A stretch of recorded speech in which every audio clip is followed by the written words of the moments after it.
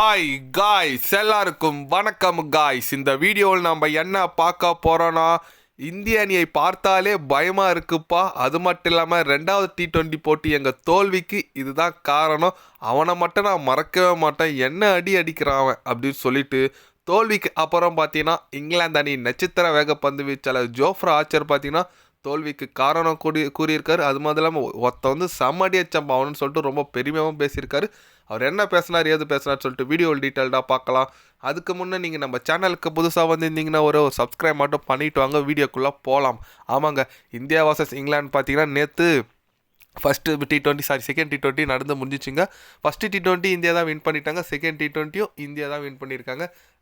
Second T20 தோல்விக்கு அப்புறம் பத்திரிக்கையில் சந்திப்பில் நம்ம ஜோஃப்ரா ஆர்ச்சர் என்ன சொன்னாருன்னு கேட்டிங்கன்னா, இந்திய அணி ஒரு ஆபத்தான அணி நிரூபிச்சுட்டு இருக்காங்க. அது மட்டும் இல்லாமல் எங்களால் என்ன பண்ணுறதுனே தெரியல. ஏன்னா ஃபஸ்ட்டு போட்டி நாங்கள் ஜெயிக்கலான்னு போதும், கிட்டத்தட்ட அதை கையில் விட்டோம். செகண்ட் T20 போட்டி வெற்றி எங்கள் கையில் தான் இருந்துச்சு. அதுலேயும் அந்த திலக்கோரமாக நான் எப்படி போட்டாலும் அடிக்கிறாரு. நான் ஸ்டெம்ப்லையில் போடுறேன், அத்தம் அடிக்க அங்கே அடிக்கிறாரு.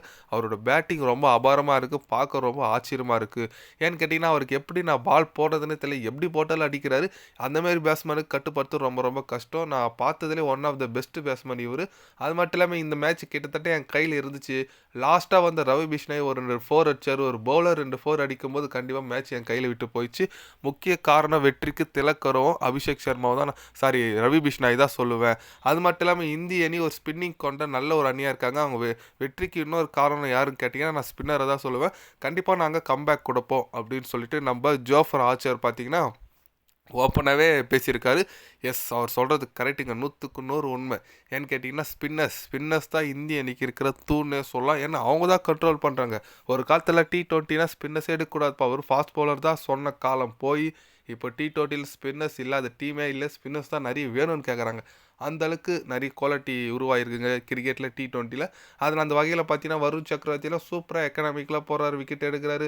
நம்ம வாஷிங்டன் சுந்தரா இருக்கட்டும், ரவி பிஷ்னாயாக இருக்கட்டும், எல்லாருமே அவங்களோட பங்களிப்பு செம்மையாக தராங்க. அக்சர் பட்டேலாக இருக்கட்டும், எல்லாருமே ஃபாஸ்ட் பவுலிங் போனாடி பார்த்தீங்கன்னா 2 ஃபாஸ்ட் பவுலிங் ஆப்ஷன் தான் வச்சுருந்தாங்க இந்திய அணி. அதனால் கண்டிப்பாக இந்திய அணியோட பிரைட் ஃபியூச்சர் இருக்குங்க. திலக் வர்மா வந்து செம பேட்ஸ்மேனு.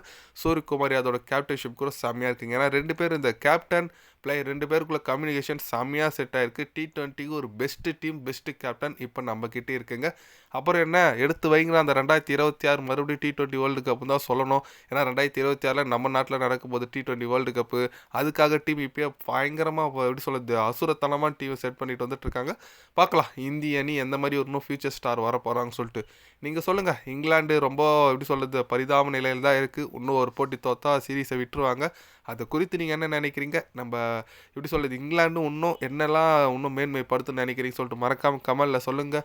இது போன்ற ஸ்போர்ட்ஸ் நியூஸை தெரிஞ்சுக்கணுன்னா சேனலை சப்ஸ்கிரைப் பண்ணி லைக் ஒன்று பண்ணிக்கோங்க. கண்டிப்பாக கிரிக்கெட் பற்றி day by day channel update வரும். மறக்காமல் சப்ஸ்கிரைப் மட்டும் கொஞ்சம் பண்ணி வச்சுக்கோங்க. நன்றி, வணக்கம்.